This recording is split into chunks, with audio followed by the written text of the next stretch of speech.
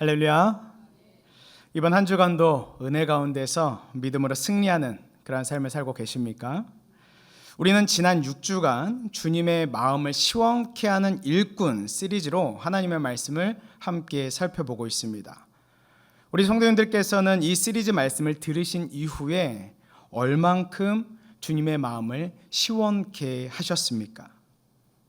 우리가 말씀을 듣고 배우고 예배를 드리는 것은 우리의 마음을 시원케 하기 위함이 아니라 우리의 삶이 변하고 우리의 가정이 변하고 우리의 교회와 우리의 지역과 사회와 나라가 변화됨을 통해서 우리 주님의 마음을 시원케 하기 위함이라는 것을 우리는 결코 잊어서는 안 될 것입니다.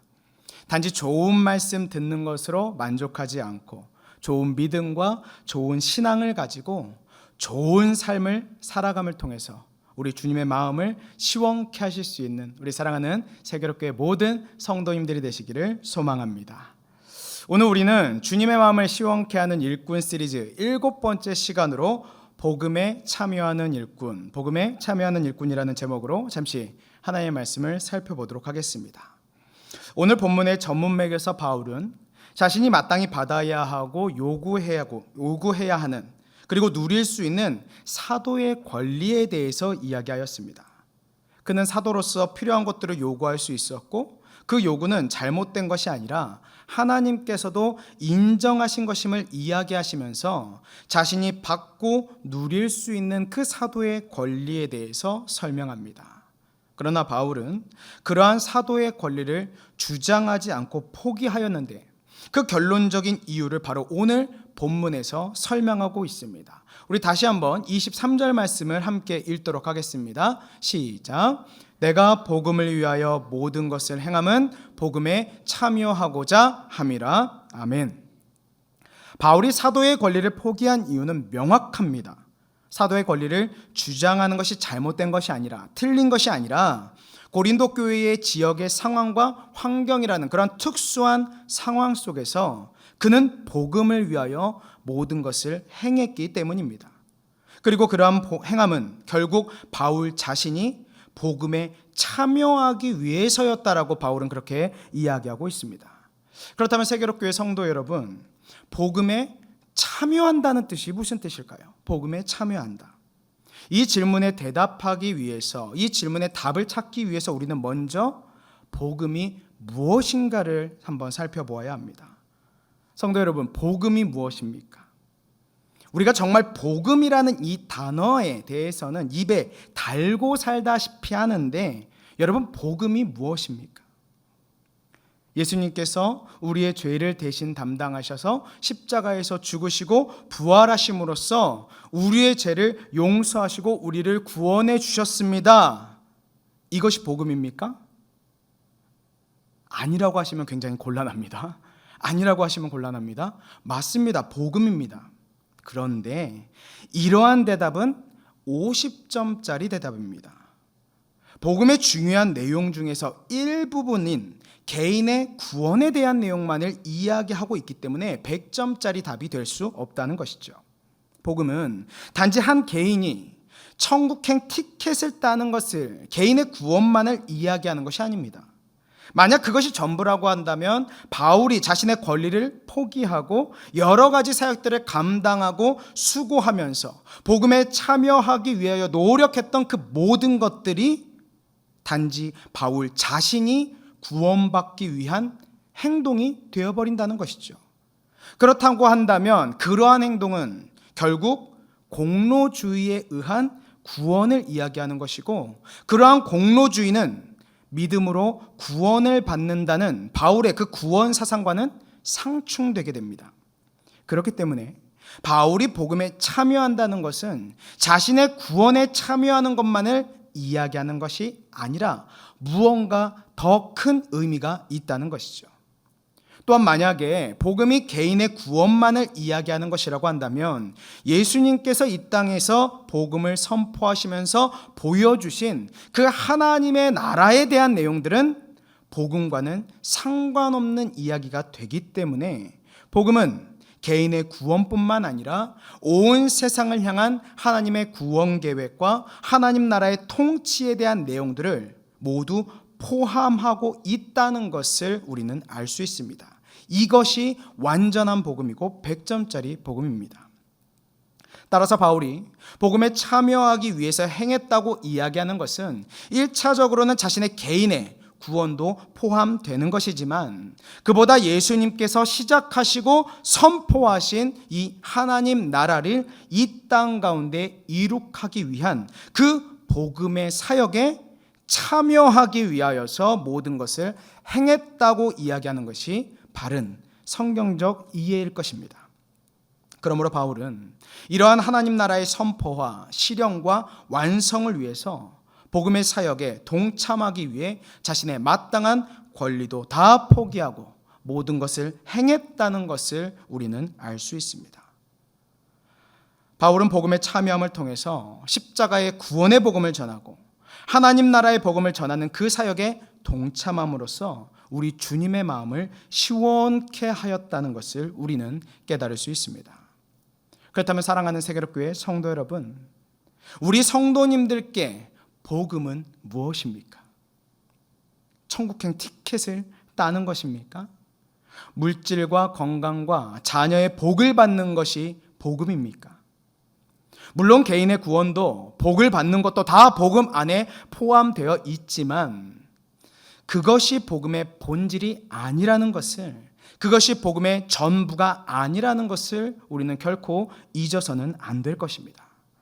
그리고 또한 복음은 단지 우리가 받는 것만이 아니라는 것도 우리는 기억해야 합니다. 우리 성도님들은 복음을 위해서 무엇을 하셨으며 그 복음을 지금 어떻게 이루어가고 계십니까? 바울이 복음에 동참함으로써 주님의 마음을 시원케 하였던 것처럼 우리 역시 개인의 구원뿐만 아니라 십자가 복음의 증거와 하나님 나라의 완성을 위한 이 복음 사역에 동참함으로써 우리 주님의 마음을 시원케 하고 있냐는 것입니다. 자, 그렇다면 어떻게 그 복음 사역에 동참할 수 있을까요? 어떻게 하면 수요일에 함께 나누고 있는 이 시리즈의 제목과 같이 우리 주님의 마음을 시원케 할 수 있을까요? 이러한 복음에 참여하기 위해서 바울이 제시한 방법은 바로 절제였습니다. 상당히 의아하시죠? 복음에 참여한다는 것과 절제가 과연 무슨 상관이 있는가? 그것을 알기 위해서 우리는 먼저 절제가 무엇인지를 함께 살펴보아야 합니다. 여러분, 절제란 정도에 넘지 아니하도록 알맞게 조절하여 제한함이라고 이렇게 국어사전에 정의하고 있습니다. 그리고 오늘 본문에서 절제하다라고 번역한 이 헬라어 단어인 엔크라티오마이라는 이 동사는 자제하다, 자기를 지배하다, 제어하다, 그만두다, 삼가다라는 뜻들을 가진 단어입니다. 따라서 우리는 절제란 할 수 있거나 누릴 수 있거나 요구할 수 있음에도 불구하고 정도에 넘치지 않도록 다 사용하지 않는 것, 자신이 원하는 육신의 소욕을 모두 요구하지 않고 스스로를 지배하고 제어하는 것이 바로 절제라는 것을 우리는 알 수 있습니다. 바울은 이러한 절제를 통해서 성도들이 이 땅 가운데 살면서 삶의 목적으로 삼아야 할 복음에 참여하는 삶에 동참할 수 있고 그것을 이룰 수 있다고 설명합니다. 그렇다면 바울은 왜 절제해야 한다고 했을까요? 왜 절제해야 한다고 했을까요? 복음에 참여한다는 것과 절제가 과연 무슨 상관관계가 있냐는 것이죠. 이것을 설명하기 위해서, 그리고 좀 더 효과적으로 전달하기 위해서 바울은 운동선수를 메타포로 사용하고 있습니다.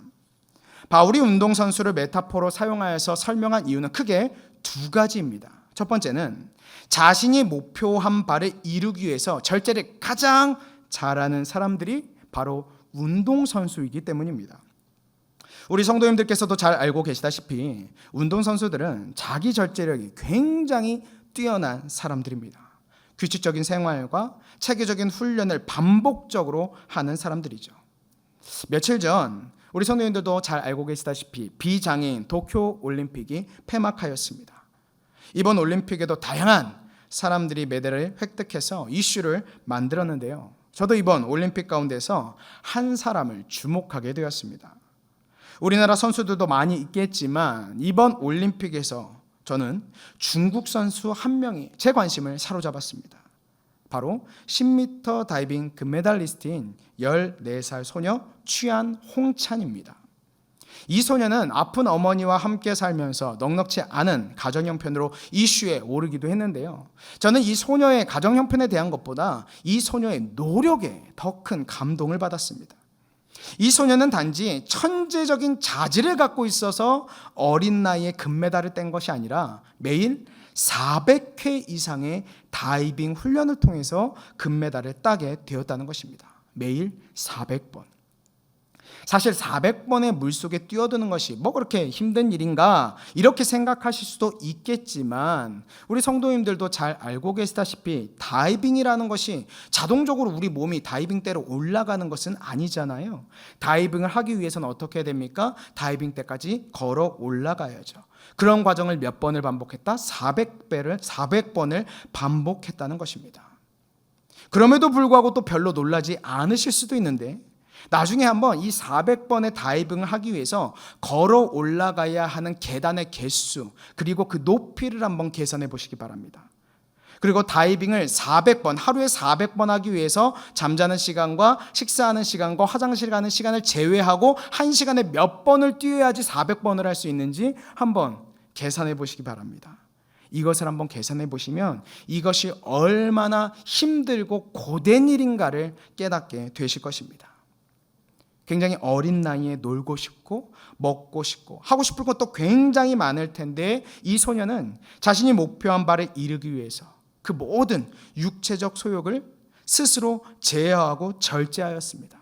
오로지 다이빙에서 금메달을 따겠다라는 그 목표를 이루기 위해서 자신이 하고 싶은 모든 육체적 소욕들을 다 포기했던 것이죠. 이 소녀뿐만 아니라 훌륭한 성과를 내는 선수들 그리고 뛰어난 성과를 내지 못한다고 하여도 기본적으로 운동선수들은 자기 스스로를 절제하는 능력이 탁월한 사람들입니다. 그래서 바울은 이러한 운동선수들을 절제의 예로 들면서 고린도 성도들에게 절제에 대해서 설명했던 것입니다. 두 번째로 바울이 운동선수를 메타포로 사용한 이유는 당시 고린도에는 2년마다 현대의 올림픽과 같은 이스트미안이라는 운동 경기가 펼쳐졌기 때문입니다. 이 운동 경기는 고린도인들에게 굉장한 인기를 끌고 있었고 또 고린도인들뿐만 아니라 다른 지역의 사람들도 이 운동 경기에 대해서 익히 알고 있었고 굉장히 좋아했었기 때문에 그 당시에 이 이스트미안 경기는 굉장히 인기 있는 행사였습니다. 그리고 이 경기가 열릴 때면 고린도시 그 전체는 다 축제 분위기가 되었다는 것이죠. 그래서 바울은 본인이 운동선수로 예로 든다면 고린도 성도들에게 절제의 삶이 무엇인지, 왜 절제해야 되는지, 그리고 그렇게 절제함을 통해서 우리가 무엇을 얻을 수 있는지에 대해서 보다 효과적이고 명확하게 설명할 수 있다는 확신에서 운동선수를 예로 설명했던 것입니다. 우리는 이러한 운동선수의 예로 드는 이 바울의 이야기를 통해서 우리가 왜 절제해야 되는지 그리고 무엇을 어떻게 절제해야 되는지에 대해서 함께 깨달을 수 있습니다. 먼저 우리가 왜 절제해야 되는가, 우리가 절제해야 되는 이유에 대해서 한번 살펴보도록 하겠습니다. 24절에서 바울은 운동장에서 다름질하는 사람, 즉 육상 경기를 하는 사람들이 많지만 그 많은 사람들 중에서 상을 받는 사람은 한 사람밖에 없다고 설명합니다. 그리고 이와 같이 너희도 상 받는 한 사람이 되기 위해서 열심히 다름질하라고 권면합니다.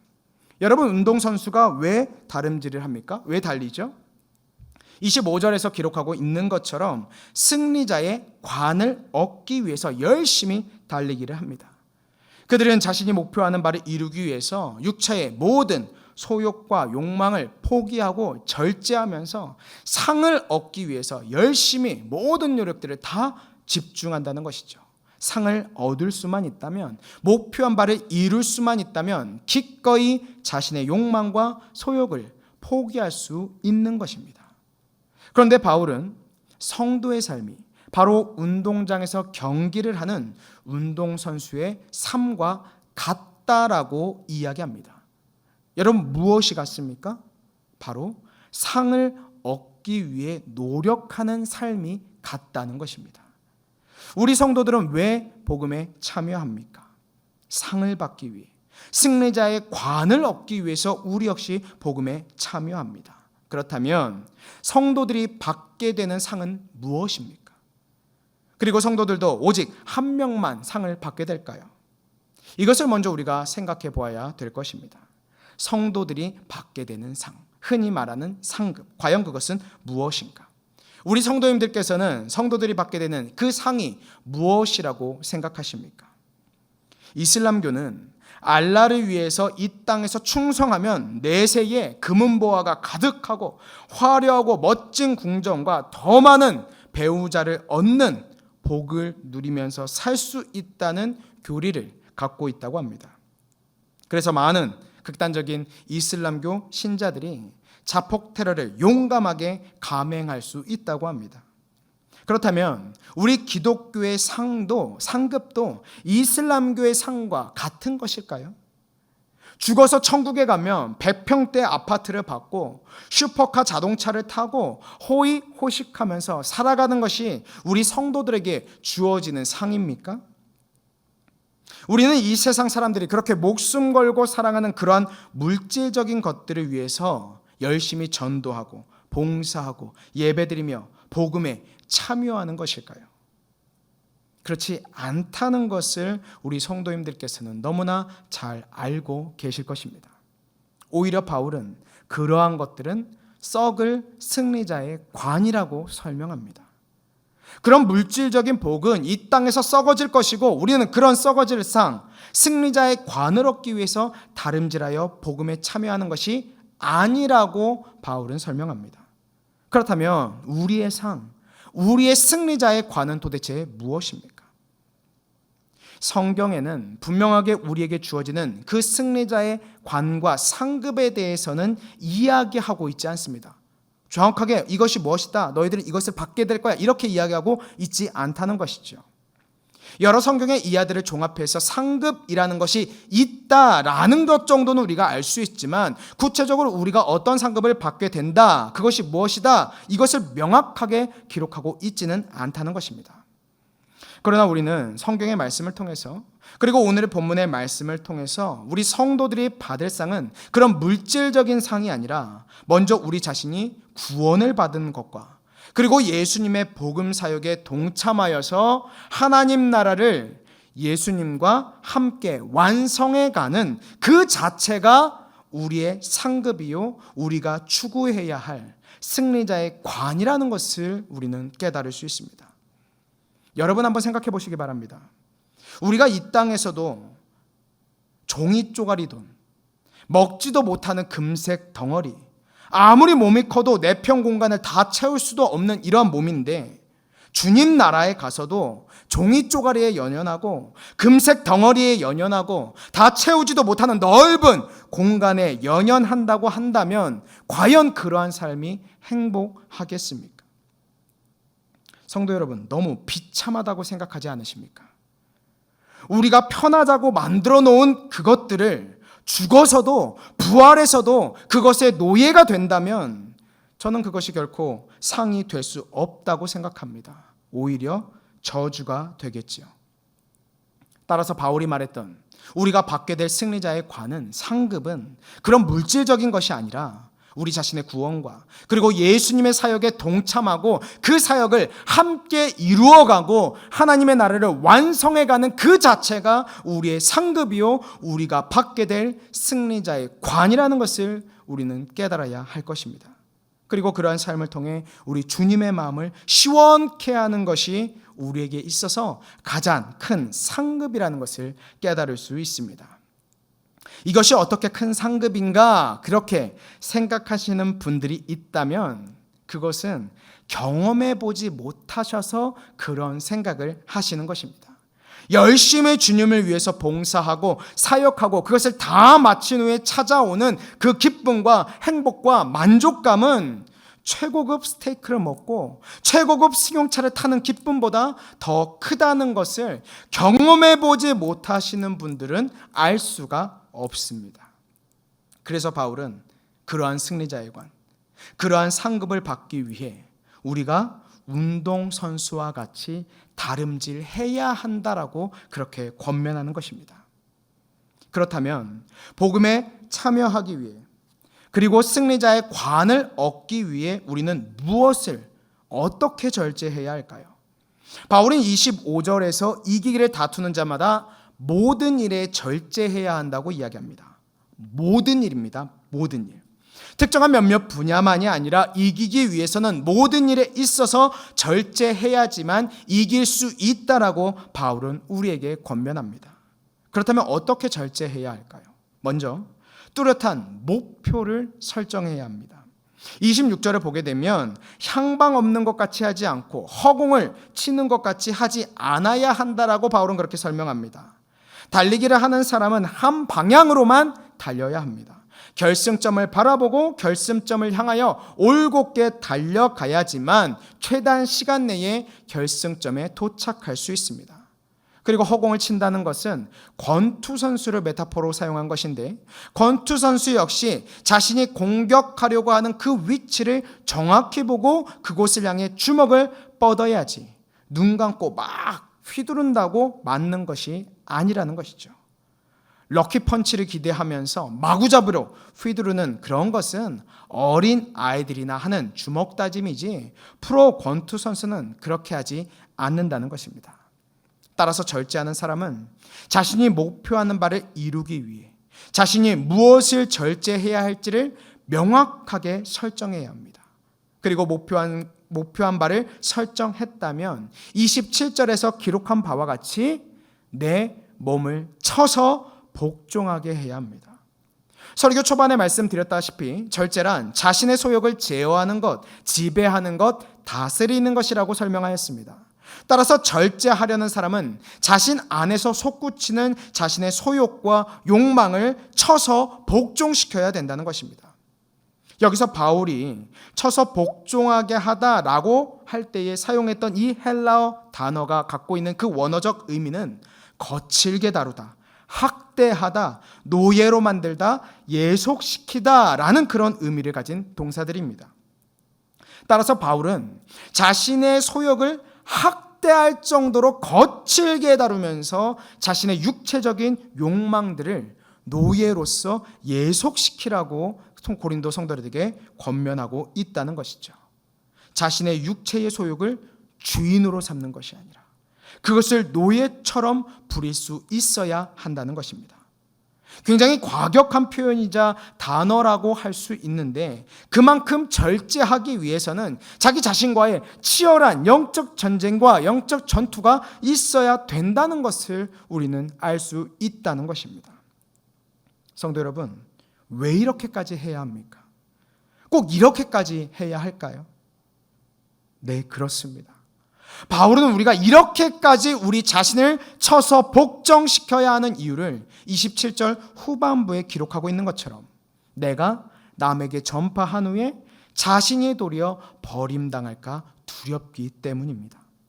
복음에 참여하여서 열심히 복음을 전하지만 자신의 육체적 소욕을 절제하지 못하고 쳐서 복종시키지 못하고 오히려 자신이 전한 복음과는 전혀 상관없는 사람이 될 수 있기 때문에 바울은 이렇게까지 해야 된다라고 고린도 성도들에게 권면하고 있다는 것이죠. 그리고 이렇게 자신의 소욕을 모든 일, 모든 분야, 모든 생활에서 철저하게 통제하고 지배하고 다스리면서 절제할 때에 승리자의 관을 얻을 수 있다는 것을 우리 모두에게 권면하고 있습니다. 사랑하는 세계력교회 성도 여러분, 우리는 지금까지 복음에 참여하기 위해 그리고 복음에 참여함을 통해서 우리 주님의 마음을 시원케 하기 위해 바울이 권면한 절제에 대한 내용들을 함께 살펴보았습니다. 그렇다면 우리 성도님들께서는 무엇을 절제하셔야 하겠습니까? 우리 성도님들께서 복음에 참여하기 위해서 예수님께서 시작하신 그 하나님의 나라를 이 땅 가운데 완성하시기 위해서 우리 성도님들께서는 자신의 삶에서, 여러분의 삶에서 무엇을 절제해야 하겠습니까? 목사님 절제해야죠. 절제 잘하겠습니다.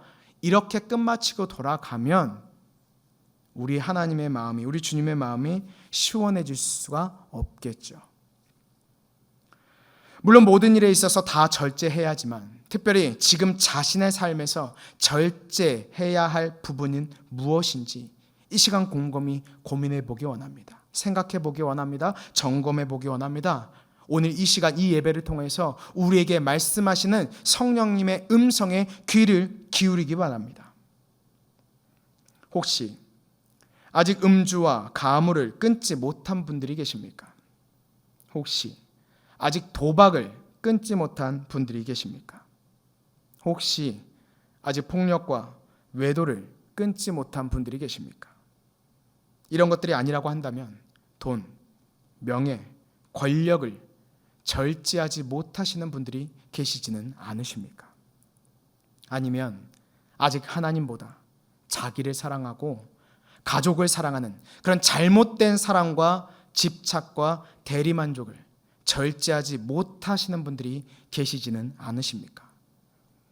오늘 이 시간 내가 복음에 동참하기 위해 절제해야 할 것이 무엇인지 내려놓고 포기하고 제거해야 할 것이 무엇인지를 깨닫는 시간이 되기를 소망합니다. 육상 선수가 결승점을 확인하듯 권투 선수가 타격 지점을 확인하듯 명확하게 자신이 절제해야 할 것이 무엇인지를 깨닫기를 바랍니다. 그리고 자신의 그러한 소욕을 쳐서 복종시킴으로써 그러한 자신의 소욕을 제어하고 다스리고 제거하고 절제하실 수 있기를 바랍니다. 물론 그것이 절대로 쉬운 일은 아닐 것입니다. 그러나 그럼에도 불구하고 우리는 그러한 육체의 소욕을 절제할 수 있어야 합니다. 사랑하는 성도 여러분, 우리는 신앙을 위해 우리의 삶을 절제해야지 우리의 삶을 위해 신앙을 절제해서는 안 됩니다. 너무나 중요하기 때문에 다시 한번 말씀드리겠습니다. 우리는 신앙을 위해 우리 삶을 절제해야지 우리의 삶을 위해 신앙을 절제해서는 안 된다는 것입니다. 그래야 복음에 참여하고 그래야 주님의 마음을 시원케 할 수 있는 일꾼이 될 수 있기 때문입니다. 사랑하는 세계롭교회 무별 성도 여러분, 승리자의 관을 얻을 준비가 되셨습니까? 복음에 참여할 준비가 되셨습니까? 하나님 나라의 금메달 리스트가 되실 준비가 되셨습니까? 우리 주님의 마음을 시원케 하실 준비가 되셨습니까? 이 시간 마지막으로 우리가 하나님의 일꾼으로서 절제하며 늘 기억해야 할 말씀을 함께 읽고 찬양하고 기도하는 시간을 갖도록 하겠습니다. 다 함께 고린도전서 10장 31절 말씀을 읽겠습니다. 고린도전서 10장 31절 함께 읽습니다. 시작. 그런즉 너희가 먹든지 마시든지 무엇을 하든지 다 하나님의 영광을 위하여 하라. 아멘. 사랑하는 성도 여러분, 우리는 우리의 절제함을 통해서 하나님의 마음을 시원케 할 수 있습니다. 내가 나의 육신의 소욕을 모두 요구하며 마음껏 사용하면 하나님의 마음은 답답하게 됩니다.